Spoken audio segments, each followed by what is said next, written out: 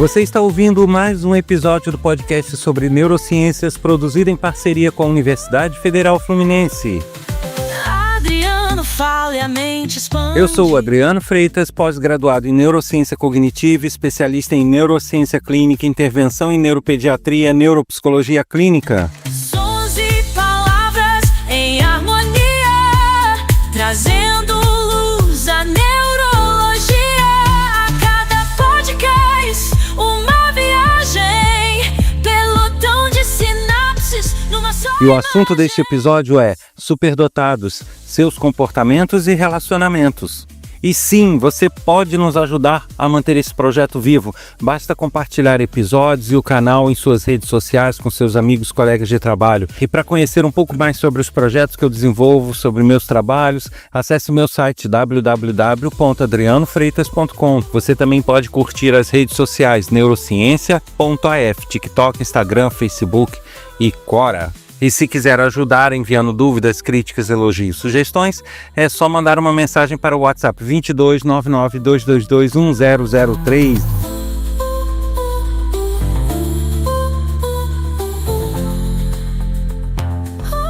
E na semana passada eu falei sobre superdotados e seus pensamentos não lineares. Antes de entrar no assunto deste episódio, que é uma continuação do anterior, eu gostaria de esclarecer algumas coisas, porque eu gravo podcast e também gravo pequenos vídeos para o TikTok, que também entram no Instagram. Nem sempre os vídeos têm o mesmo assunto do podcast da semana, mas aconteceu de semana passada ter esse mesmo assunto. E eu recebi muitas mensagens, mas muitas no privado, mensagens através de comentários, de pessoas que claramente estavam confundindo ou não entenderam completamente a ideia do pensamento não linear. Então, antes da gente entrar no assunto desta semana, eu vou esclarecer alguns pontos para que não haja dúvidas, tá? Muitas pessoas fizeram comentários ou enviaram mensagens afirmando que possuíam superdotação. Então eu tenho isso, eu acho que eu tenho isso, ou algumas até afirmando e relatando que pensavam de uma forma diferente e tal. Só que a maioria dos relatos não se referia propriamente ao pensamento não linear clássico dos superdotados. Elas se referiam aos chamados pensamentos intrusivos, que são aqueles bombardeios de pensamentos e de informações o tempo todo, o dia inteiro. Inclusive, muitas relatavam, mas isso me deixa exausta, porque eu fico o dia inteiro pensando em coisas que vão acontecer, pensando em coisas que estão por vir, pensando em coisas que eu tenho que fazer, e fico o tempo todo isso, e fico pensando em várias possibilidades. Então, elas classificaram isso como sendo o pensamento não linear descrito lá para os superdotados, e não é. Veja bem, gente, o primeiro esclarecimento que eu quero deixar aqui. O pensamento não linear clássico dos superdotados, ele é um pensamento com um fio lógico unindo todos. Então, por mais que tenham soluções que aparecem de forma meio aleatória, como eu falei, né? Assim, soluções que não são aquelas previsíveis por outras pessoas, essas soluções também não são malucas, no sentido de não ter nada com nada a ver, né? Elas são soluções que podem ser criativas, inovadoras em relação ao problema que se tem, mas que elas vão ter um embasamento lógico. Isso é característica. Então, se você tem pensamentos muito aleatórios e que não consegue fazer uma ligação com o fato ou com o problema que você está tentando resolver, não é um pensamento não linear lógico, né? Então, isso não faz parte das características do superdotado. E esses pensamentos que são persistentes o dia inteiro, que acompanham a pessoa a todo tempo, ou seja, a pessoa não tem um minuto de paz, fica o tempo todo pensando, raciocinando, tendo ideias e né, já imaginando o que vai acontecer lá na frente ou o que tem para fazer, isso também não é uma característica clássica dos superdotados. Quando eu falo de pensamento não linear, é uma forma de raciocinar e de chegar a conclusões em momentos onde ele precisa pensar sobre algo, né? Então ele está diante de uma decisão, está diante de um imprevisto que aconteceu e ele precisa solucionar aquele imprevisto, aquele problema. E aí ele vai pensar numa solução. Aí sim, essa forma de pensar, esse raciocínio que ele adota para chegar àquela conclusão imediata, resolver o problema e acabou, é a forma de pensar não linear, é a característica, né? Lógico, eu estou me referindo aqui à maioria, porque existem aqueles casos onde isso pode ser de alguma forma abafado no desenvolvimento da pessoa, justamente por não ser estimulada a mantê-lo. Mas o fato é que não faz parte do conjunto de características do superdotado passar o dia inteiro sendo atormentado por pensamentos intrusivos, né? Então, as pessoas, quando descreveram, elas não descreveram, eu tenho soluções fantásticas para os problemas. Elas não descreviam dessa forma, elas descreviam, estou cansada, isso me deixa exausta, o dia inteiro com pensamentos fluindo na minha cabeça, o tempo inteiro sendo bombardeado. E isso não é a característica básica de um superdotado. Isso não define um superdotado, tá? Então, como o nome já diz, existem até aqueles mitos, né, que a pessoa considera o superdotado quase que como um super-herói, né, que é capaz de resolver tudo. Não é isso, mas também ele ganhou essa conotação justamente pelo fato de as pessoas terem realmente soluções criativas e muito eficazes. Então, se os pensamentos que invadem sua mente o dia inteiro, além de estarem o dia inteiro com você, não são pensamentos acima da média, em termos de eficiência e eficácia, certamente você não tem como dizer que você está enquadrada como uma pessoa superdotada. Então, a superdotação, ela se caracteriza por eficiência acima da média em termos de raciocínio, principalmente o raciocínio lógico e criativo, tá? Então, não adianta, você pode passar o dia inteiro tendo milhares de soluções, desdobrando fatos, mas se essas soluções são comuns, são na média, não é uma característica, tá? E da mesma forma, não significa que o superdotado vai passar o dia inteiro raciocinando, não é isso. É importante deixar claro, o superdotado, fala-se aquele ditado, né? É gente como a gente, né? Porque ele vai ter os comportamentos, ele vai ter a forma de agir durante o dia, os pensamentos, tudo de forma muito similar a qualquer pessoa, né? Então o fato de ser superdotado não vai fazer a mente dele borbulhar o tempo inteiro, não é isso. Então ele vai ter uma eficiência maior, vai ter soluções mais criativas, porém nos momentos em que ele precisar chegar a soluções, nos momentos em que ele estiver diante de decisões e problemas a resolver. E aí sim ele vai adotar, o cérebro dele vai adotar estratégias mais eficazes, como o pensamento não linear, e vai chegar a conclusões rápidas, eficazes e criativas. Tá? Deixando esse esclarecimento aqui para que não haja dúvidas. E entrando no assunto desta semana, onde eu vou falar sobre comportamentos e relacionamentos. Por que desse assunto? Porque a partir do momento em que a gente descreve o pensamento não linear, a gente está descrevendo uma característica que tem a ver com o superdotado e só com ele. Mas a partir daí há desdobramentos, porque o superdotado ele pode ter sim problemas, mas principalmente ligado à inserção dele no meio onde ele está. Ou seja, a inserção dele na família, na sociedade, o relacionamento com outras pessoas, né? Isso sim pode gerar alguns problemas para ele. Principalmente as pessoas e ele próprio não sabendo lidar com a situação, com essas diferenças. Eu achei até curioso, porque algumas pessoas falaram, eu acho que eu tenho essa doença. Gente, isso não é doença, isso é uma característica, né? O fato da pessoa ser mais eficaz em alguma coisa não a torna doente, pelo amor de Deus, né? Então, a gente tem que entender que o superdotado, ele tem características próprias que o diferem da maioria em termos de eficiência.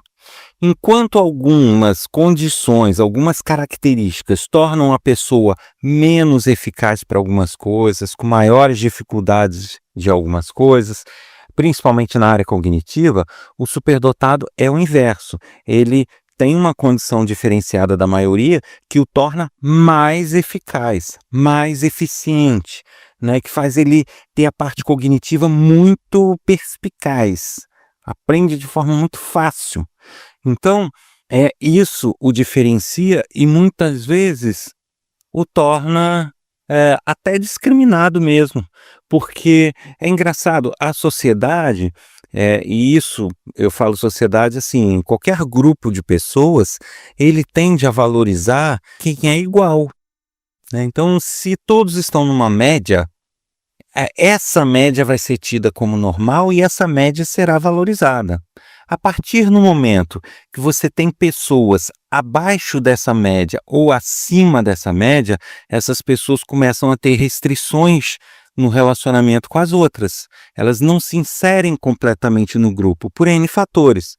Então não é que a pessoa vai ser xingada, vai ser maltratada, como acontece às vezes com pessoas que estão abaixo da média. Não. Mas há uma coisa velada, sabe? A pessoa é meio que deixada de lado porque ela deixa de ser interessante nos passeios, ela deixa de ser interessante nos churrascos e nos eventos que são feitos, porque o tipo de assunto que interessa a ela provavelmente não vai ser o da maioria. Porque enquanto as pessoas muitas vezes estão tratando de assuntos rasos, assuntos mais superficiais, ela tende a ter um aprofundamento maior dos assuntos, ela tende a ter uma outra visão sobre os assuntos, e isso a distancia dessa maioria. Então isso é um problema que se tem em termos de relacionamento. E isso começa na infância.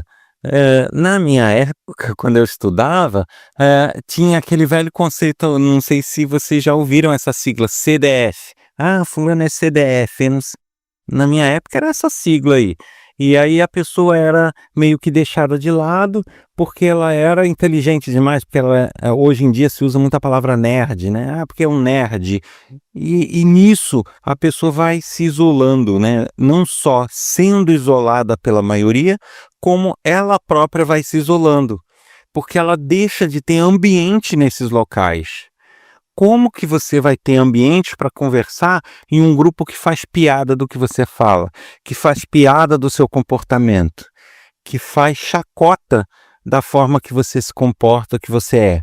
Então, isso distancia as pessoas, né? E eu acho que é um grande problema da nossa sociedade, é saber lidar com as características diferentes, saber lidar com as diferenças mesmo, né? E aí a gente entra em assuntos referentes a preconceitos, a raça, a orientação sexual, a várias coisas. Mas, por incrível que pareça, a pessoa não pode estar abaixo da média em termos de aproveitamento, que é discriminada. A pessoa não pode estar acima porque é discriminada. Então, a gente tem um conceito na sociedade de que só é normal e só é bacana se a pessoa seguir um padrão. Se todo mundo usar o mesmo tipo de roupa, porque se não usar aquele tipo de roupa, tá mal vestido, tá isso, tá aquilo, pera lá, ele tá vestido como ele quer, da forma confortável. E isso vale para o superdotado, sabe? Ele costuma ser muito discriminado no seu desenvolvimento. E isso pode caminhar para duas situações. Ou ele pode, usando a sua própria desenvoltura e eficácia, ele aprender a lidar com isso, ou seja, ele não se importar em ser sozinho, ele não se importar em estar mais afastado de grupos, lidar bem com isso, aproveitar bem o tempo dele e se desenvolver cada vez mais, e aí ele vai embora, o céu é o limite. Ou ele pode tender a ter problemas com isso, dele querer se enquadrar ao meio, ele querer fazer parte do grupo, ele querer se integrar à sociedade ou aos grupos que ele pertence, e isso gerar uma situação onde ele, desde da juventude, né, da adolescência, e até um pouco antes, na infância mesmo, ele começa a desenvolver mecanismos internos, o próprio cérebro dele, para converter esse pensamento não linear, essa eficácia dele, num pensamento linear igual das outras pessoas. E aí muitas vezes entra uma educação um pouco mais rígida, né, dependendo da escola, que não dá a liberdade de ele apresentar novas soluções para problemas que são colocados, né, principalmente matemática, isso acontece muito. Tem 200 maneiras de chegar no mesmo resultado, mas eles exigem uma. Às vezes ele, por eficácia dele, chega a uma outra conclusão sozinho e ele é podado. Ele não, tem que fazer daquele outro jeito. Resultado, isso mais a falta de inserção no meio podem fazer com que ele, mesmo tendo naturalmente uma tendência ao pensamento não linear, adotar o pensamento linear. E aí ele começar a reprimir e a abafar essas características de superdotação. Aí ele vai crescer, se desenvolver e chegar na fase adulta tentando se enquadrar ao meio o tempo inteiro. E isso causa, sim, problemas pessoais para ele, porque ele vai estar se moldando como se ele estivesse numa forma, numa prisão o tempo inteiro tendo que se adequar. E também acaba com habilidades e capacidades que poderiam fazê-lo se desenvolver muito bem, conquistar muitas coisas, e ele joga isso tudo fora por causa do meio onde ele está. Então isso pode ser uma das vertentes de quem abandonado, não seria bem a palavra, de quem é segregado do meio onde ele está. Então, o desenvolvimento do superdotado pode caminhar nessas duas direções. Ele aprender a ser sozinho, aprender a lidar com a solidão, aprender a lidar com a falta de integração com o meio, ou ele não se conformar com isso e mudar o que ele é. Então, são essas as principais situações, tá? Lógico que existem outros casos, né? Existem uns que desenvolvem depressão e venham a chegar em situações graves, existem, mas também não são a maioria, mas existem. Então, assim, o ser humano é plural, né? Então, existem N possibilidades, N variações, mas as duas mais predominantes são essas, né? Ou ele aprende, ou ele tenta se adequar a todo custo, inibe as características que ele tem. Com relação ao comportamento também, eu falei dos outros com ele, mas ele também pode ter um ou outro problema com outras pessoas. Justamente porque, como ele é muito eficaz, né, o tipo da pessoa que observa uma situação ou um problema, é quase que imediato ele já tem uma solução para aquilo, né? Porque ele varre aquele leque de possibilidades, desmembra o pensamento, começa a analisar várias situações, por sinal, em sua maioria muito criativas, e tudo de forma muito simultânea e muito rápida, como se fosse um jogo de xadrez mesmo. E ele já, segundos depois que ele teve contato com o problema, ele já tem várias possibilidades de solução que ele pode adotar. E aí ele escolhe, adota e geralmente consegue. Então, geralmente as soluções funcionam ou estão logicamente corretas. Isso significa que ele vai ser perfeito em tudo? Não. Ele pode apresentar soluções erradas, que não funcionam por algum motivo, ou por não ter tido conhecimento técnico, né? Não é habilidade lógica, mas conhecimento mesmo da técnica, do cálculo, do número que deve ser aplicado e assim por diante. Mas ele, mesmo errando, se você pegar as respostas dele, todas vão ter um fio de raciocínio muito lógico, muito embasado, né? E isso é uma característica. Voltando aqui aos comentários que eu vi, sou bombardeada, eu penso em muitas coisas, tal. Mas se fizer uma análise em tudo que passa pela sua cabeça, todas têm um embasamento e um fio lógico muito forte. Né? Todas elas, se você pegar, tem uma explicação lógica e clara de porquê de chegar àquele pensamento, àquela conclusão. O superdotado tem. Então, o superdotado, ele vai conseguir te apresentar uma solução e explicar o porquê dela, de que maneira, com base em que ele chegou àquela conclusão. Então, isso vai diferir muito do pensamento do superdotado para o das pessoas que têm ansiedade ou têm outros tipos de comportamento que geram esses pensamentos intrusivos o tempo todo, tá? Deixando sempre isso muito claro, as pessoas estão confundindo o que eu falei. Então, justamente por ter essa eficiência muito grande, ter esse embasamento lógico, ele em relação às outras pessoas, ele pode começar a ter problemas no sentido de perder a paciência, se irritar com outras pessoas porque elas não estão acompanhando o raciocínio dele. Como ele cresce e se desenvolve, né, acostumado, habituado a pensar dessa forma, a ter essa eficiência de forma natural, ele pensa ou imagina que todos deveriam ser assim, que esse é o normal. E ao se depararem com situações onde ele acha uma solução muito rápida e as pessoas ou não reconhecem naquela solução algo que funcione, porque elas nunca imaginariam dessa forma, ou então porque as outras pessoas ainda estão com raciocínio lá atrás do início do problema, tentando achar uma linha de pensamento, ele começa a ficar impaciente, ele começa a achar que a pessoa está muito lenta, né? Porque, poxa, você não é possível. Aí ele explica a solução dele, ou das duas, uma, ou a pessoa acha mirabolante demais, ou descarta, não se interessa pela solução apresentada por ele, simplesmente porque acha absurda, acha doida, acha maluca, que aquilo não vai funcionar, justamente porque ela não chegaria a essa solução, porque ela não pensaria dessa forma e porque ela não teria essa eficiência.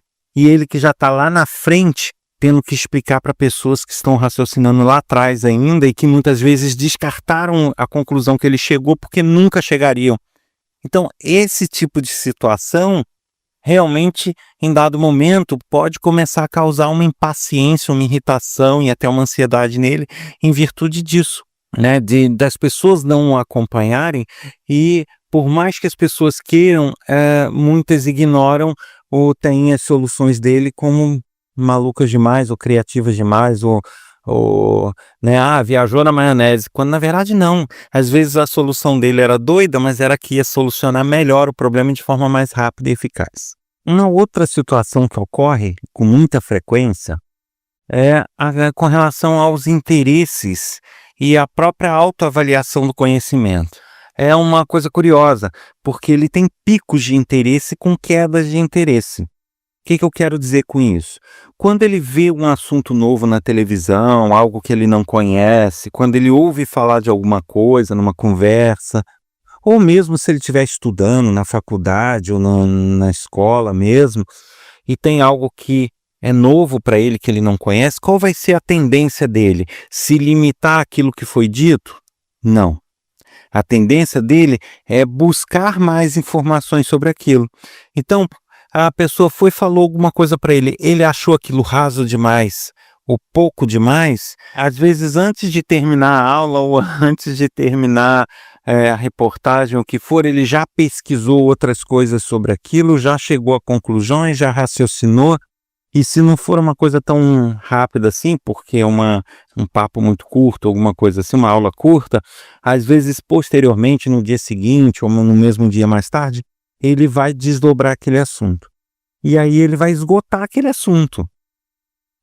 Pode não esgotar no sentido, ele não sabe tudo que existe sobre aquilo, claro que não.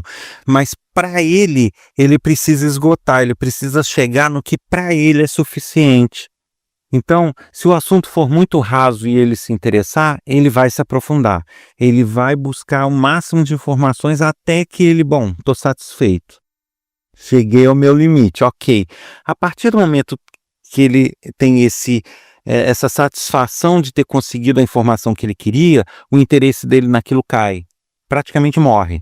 Ou seja, ele tem um pico de interesse, ele tem muito interesse quando ele vê alguma coisa nova que desperta a atenção dele, né? Então ele tem um pico de interesse muito grande, esgota aquele assunto dentro do que ele acha suficiente para ele, e uma vez esgotado o assunto, ele perdeu o interesse naquilo ali. Ele pode até, quando eu falo perder o interesse, não é que ele deixou de gostar ou deixou de querer saber, não.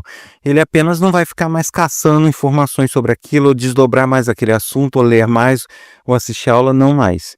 Então o interesse daquilo cai. E aí ele vai... Outra coisa que chegar, ele vai fazer a mesma coisa. Então ele vai acumulando um conhecimento muito variado por conta disso, por conta de ir pesquisando e se aprofundando em um leque grande de assuntos, né? Não que ele vá até o grau científico máximo, às vezes até vai, dependendo da situação, mas nem sempre. Mas pelo menos ele não vai ficar no raso, né? Então o conhecimento para ele não vai ser interessante que seja raso. Essa é uma característica também.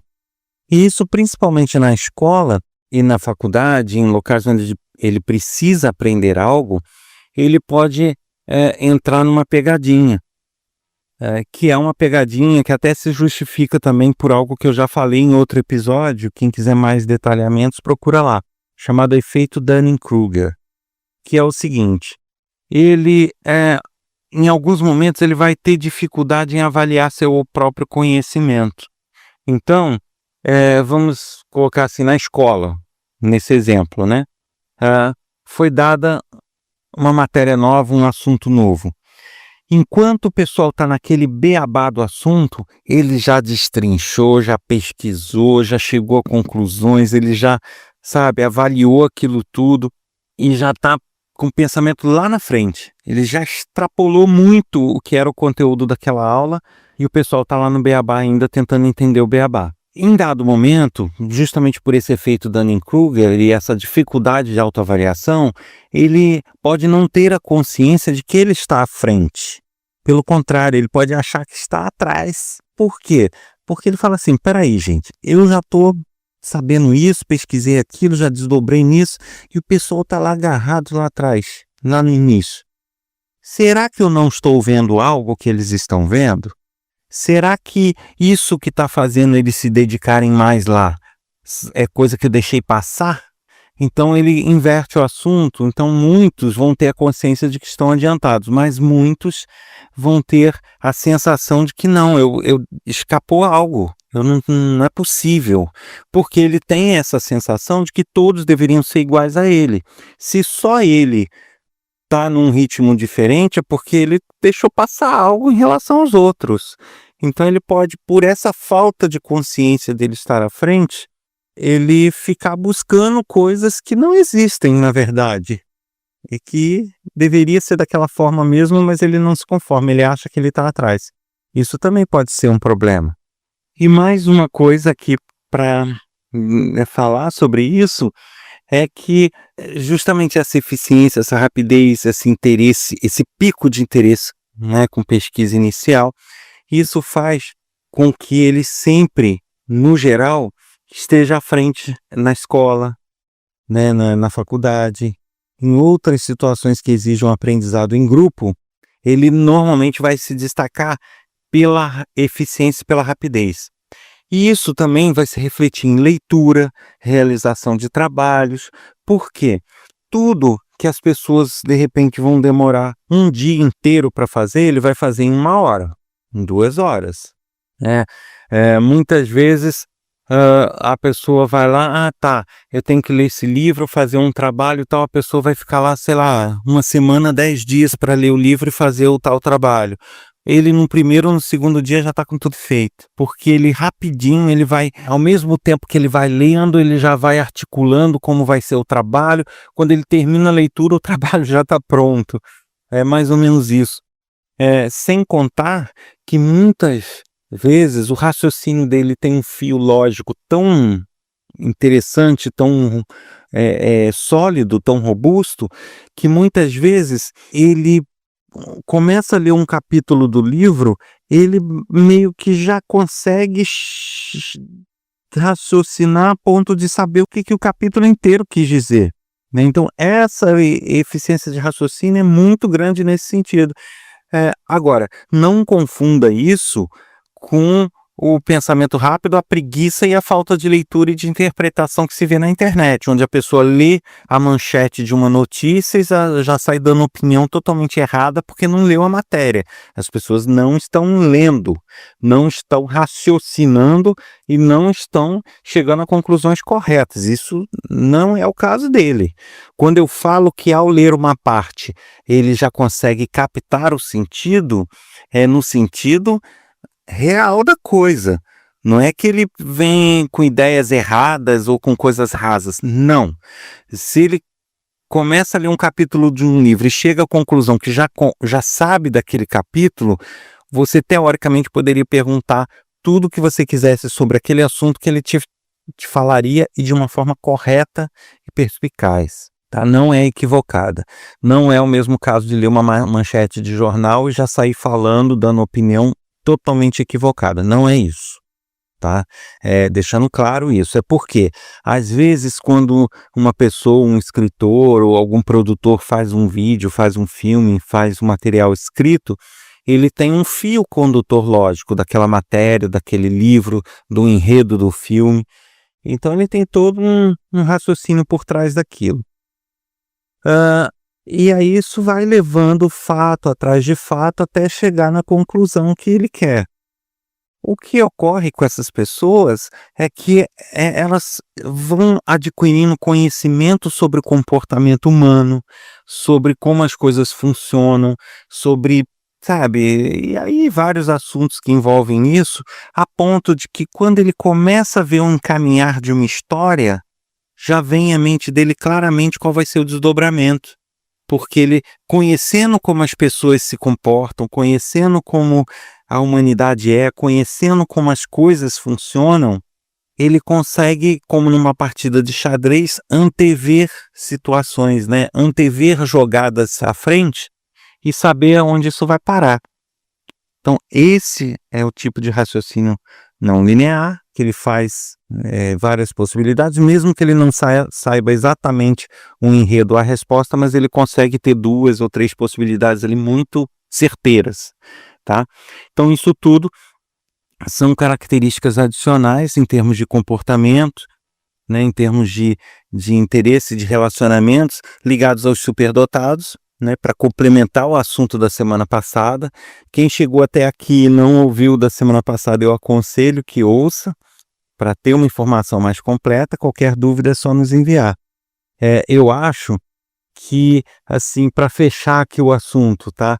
Eu acho que uma coisa muito importante é que, mediante a identificação de uma criança com essas características, né? Porque não é tão complicado você perceber, né? Porque as crianças começam a, sem estudar, ter um desempenho muito bom na escola, você não vê ela pegar em livro para estudar, você vê que ela assiste a aula, aquilo já é suficiente para ela ter uma eficiência muito boa, sabe, é uma pessoa que se destaca. Muitas das vezes as soluções, às vezes que a gente olha, poxa, mas pera lá, ela apresentou uma solução aqui que eu acho que está errada, porque eu nunca pensaria nisso. Mas se você pedir para ela te explicar e ela conseguir te dizer algo que embasa aquilo ali, por mais que seja uma criança pequena, não tenha, né, aquele desdobramento todo de raciocínio, mas ela vai conseguir te dizer um caminho. Se ela conseguir dizer o caminho que fez ela chegar até ali, pode ser que não, mas ela certamente tem características. Então, é importante, acima de tudo, aceitar as diferenças e estimular essas diferenças. Não é segregar, não é deixar de lado, não é tratar como uma pessoa que tem soluções mirabolantes, né? Não é desmerecer o que se apresenta, né? Então, por mais que você ache que seja doido, que não vai funcionar, que não seja todas as vezes, mas algumas vezes vai lá e faz com ela, né? Vamos ver sim, vamos ver, vai dar certo, vamos ver como é que vai ser isso. Isso estimula e reforça uma eficiência que é natural e que faz com que ela, na fase adulta, tenha grandes possibilidades de sucesso, tenha grandes possibilidades de ser uma pessoa brilhante, e que você, com a criação, a escola e o grupo onde ela pertence, pode impedir que isso ocorra. Então, nada melhor do que incentivar, tá? Incentivar não segregar as pessoas que tenham essas características, deixando claro que não segregar e incentivar não significa que você vai pegar crianças que realmente estão com soluções malucas, realmente não estão se esforçando e incentivar, não, vai que é um superdotado. Não é assim. Antes de incentivar qualquer coisa, saber do que se trata, né? Se realmente não for algo ligado a isso, cuidado, porque você pode incentivar comportamentos errados. Então, o humano, ele é muito complexo, né? Então, muitas pessoas acham que ter uma boa criação é incentivar tudo. Tudo que a criança pensar e apresentar tem que ser incentivado. Tem que incentivar a criança como um todo. Não é assim. Educação não é isso. Então, você tem aí um perigo também, né? De incentivar coisas que não deveriam ser incentivadas. Então, é um fio sutil, exige um apuro, uma identificação de cada caso, mas que é um trabalho que se tem nessa identificação que certamente valerá muito a A pena. mente é um labirinto sem fim. Em ondas cerebrais eu mergulho assim. Adriano Freitas no comando. Descobrindo os segredos é o plano. Você ouviu mais um episódio do podcast sobre neurociências, produzido em parceria com o programa de extensão Sustenta a Vida da Universidade Federal Fluminense.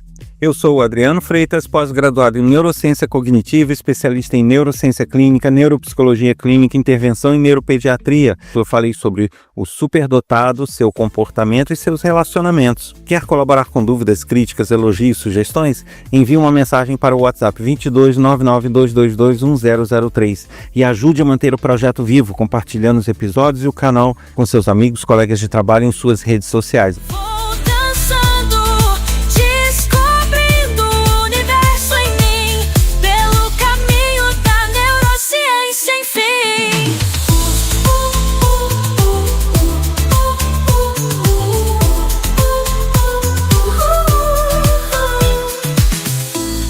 Conto com a sua audiência aqui na próxima semana com mais um episódio. Até lá!